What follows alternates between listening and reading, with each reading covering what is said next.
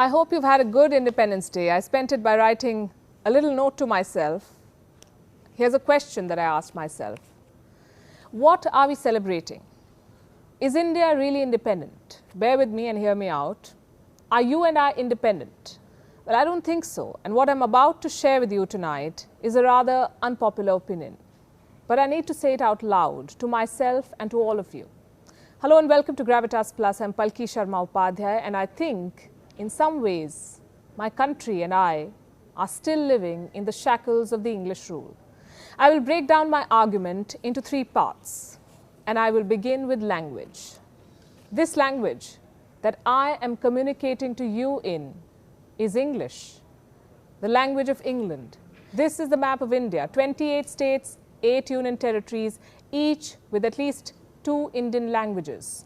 India has 19,569 mother tongues. 121 of these are spoken by 10,000 people or more. The number of official languages in India is 22. All these numbers, and independent India wants to master one language, the language of our invaders. What was India's freedom struggle all about?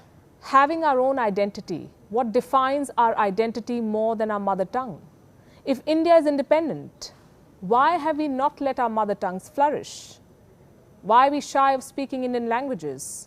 Why have they become a sign of backwardness? If someone speaks in Hindi, Tamil, Odia, Bangla or Assamese, he or she is seen as less qualified. When the same person speaks in English, his or her chance in standing improve. Independent India has put the language of our colonizers on a pedestal.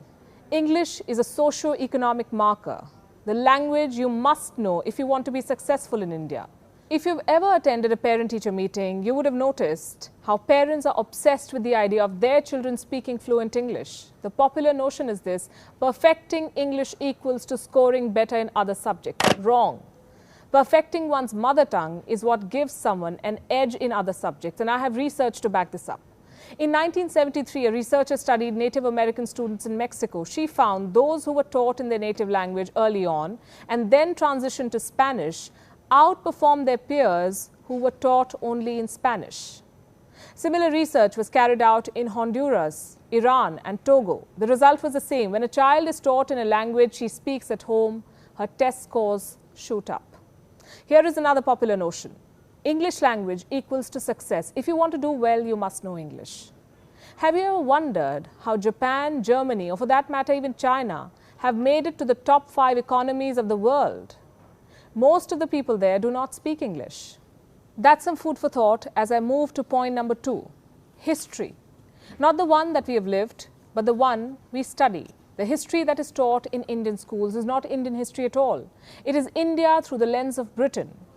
Do you know that Imperial England used history as a tool for suppressing Indians? In 1868, Max Muller, the famous Indologist, wrote a letter to the Duke of Argyll. He was the then Secretary of State of India, and these words are from Muller's letter. I'm quoting, "India has been conquered once, but India must be conquered again, and the second conquest should be a conquest by education." The British custom-made Indian history to suit their purpose. We were taught that it was the invasion of Alexander that civilized us. The Shakas and the Kushans were good for the natives. The invasion of Muhammad bin Qasim, the Ghoris, the Tughlaqs, the Lodhis, the Mughals, they were all good for India. Akbar was great. What about Raja Man Singh? He was the Rajput commander of Akbar's armies. He helped Akbar the Great extend his empire. Why aren't we studying Raja Man Singh enough? Because he is an Indian and the British were not comfortable endorsing him. Now here is a question. Why are our history books still so selective? Our books mention Newton, but conveniently shrink passages on the 6th century mathematician Brahmagupta. Indians are not taught that it was one of their own who first developed numericals 1 to 9 and 0. Our history books have no mention of Vedic maths and how it inspired the world, or how the world learnt from the Hindu agricultural practices. How ancient India was the world's most favored trading nation, the influence of the Indian civilization on Southeast Asia. Also omitted from Indian history books is the Ahom dynasty. They ruled Assam for 600 years and even defeated the British. Why do our books gloss over the Cholas and the Pandyas?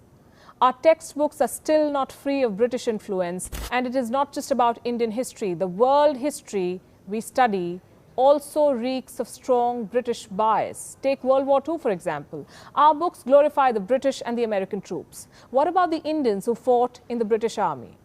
What Western historians also do not realize is that the turning point of the Second World War was the defeat of the Nazi army in Russia. The British can go ahead and hide this from their students, but why are we? India is still living in the shackles of the Raj. I will give you more examples. Under point number 3, and that is society.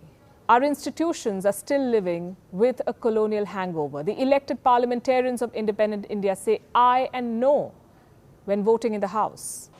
Those in favor may say aye. Those against may say no.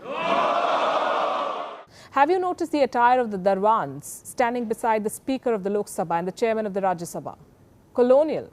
Judges in India are still referred to as my lord and your honor, lordship. And I don't even want to get started on how our judicial system with all the paperwork is so British. What about the use of sevadar or sahayaks in the Indian army? There has been so much hue and cry about it. The British pitted religions and ethnic groups against each other. Independent India continues to embrace that divide. We still follow the British education system. And we still do not give our children the freedom to innovate. They are enslaved by grades and test scores, the vices of the British education system. Freedom was not supposed to be a mere change of hands. How can we call ourselves independent if we do not have the freedom to make our choices? A woman still cannot rise up the ranks of the Indian army. Indian attire is not modern enough for so many. High tea and English breakfast are signs of having arrived. We wear gowns at graduation ceremonies. We shun dark skin. Our police forces still lathi charge. English remains a vehicle of social mobility. We love Shashi Tharoor for voluminous diction, but we question the need to be fluent in our vernacular. We know all about the British royal family, but we know nothing about the Satavahanas.